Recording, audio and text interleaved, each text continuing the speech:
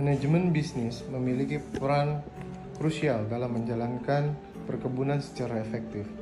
Dalam konteks perkebunan, manajemen bisnis melibatkan perencanaan, pengorganisasian, pengarahan, dan pengendalian sumber daya untuk mencapai tujuan yang telah ditetapkan.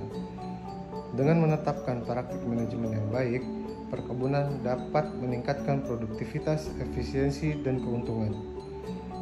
Berikut ada 3 hal penting dalam pelaksanaan pengelolaan bisnis di sektor perkebunan. Intermediate Plantation Management Skill. Pentingnya memiliki pemahaman yang mendalam mengenai operasional perkebunan, serta perlu pengetahuan tentang budidaya tanaman, manajemen tanah, penggunaan pupuk dan pestisida, serta teknik irigasi yang efisien. Selain itu, keterampilan komunikasi yang baik juga sangat diperlukan untuk bekerja sama secara efektif dengan tim. Dalam memberikan arahan yang jelas dan mendengarkan masukan dari tim juga diperlukan komunikasi. Komunikasi yang baik akan membantu hubungan yang kuat dan memastikan koordinasi yang lancar dalam operasional perkebunan. Keterampilan kepemimpinan juga diperlukan. Sebagai seorang pemimpin harus menginspirasi dan dapat memotivasi tim.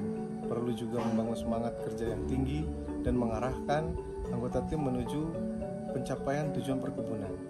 Pemahaman mengenai analisis data dan pengambilan keputusan yang baik juga sangat penting, serta akan membantu dalam menganalisis data perkebunan yang tepat dalam mengatasi masalah yang muncul dan mengambil keputusan yang optimal untuk kinerja perkebunan dan dalam menghadapi tantangan yang mungkin akan timbul di masa yang akan datang.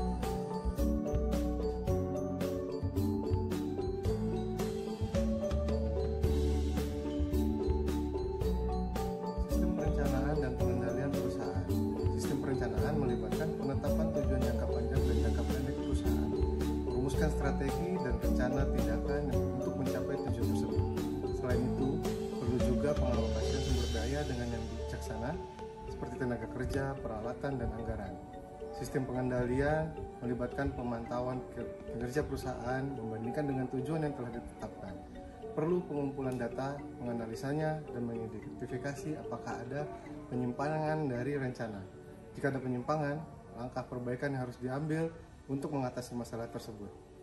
Pentingnya juga untuk memiliki sistem pelaporan yang efektif, mengkomunikasikan hasil pemantauan dan evaluasi kinerja kepada anggota tim dan pemangku kepentingan lainnya. Pelaporan yang jelas dan teratur akan membantu semua pihak memahami status perusahaan dan mengambil tindakan yang diperlukan.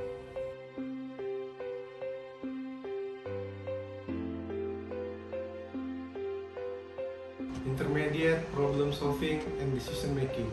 Sebagai seorang pemimpin, kita akan dihadapi berbagai macam masalah dan dituntut harus mampu mengambil keputusan yang tepat.